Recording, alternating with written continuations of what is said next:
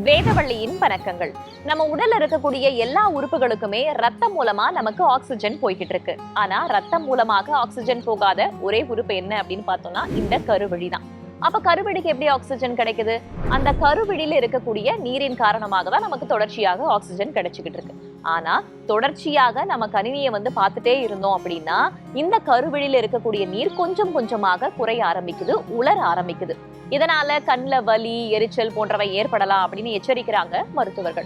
சரி, இதற்கு தீர்வு என்ன அப்படின்னு பார்த்தோம்னா போதிய அளவு கால இடைவெளி எடுத்துக்கிட்டு நாம மறுபடியும் கணினில உட்கார்ந்து பணி செய்யலாம் அப்படின்னு மருத்துவர்கள் சொல்றாங்க. அது மட்டும் இல்லாம நம்மளுடைய கண்களுக்கு நேர் மட்டத்துல இல்லாம கொஞ்சம் கீழே இருக்கும் போது நம்முடைய கண்கள் அந்த கருவிழி மேல இமை படர்வதன் மூலமாகவும் இந்த பாதிப்புகள்ல இருந்து நம்ம தப்பிச்சுக்கலாம் அப்படின்னு சொல்றாங்க.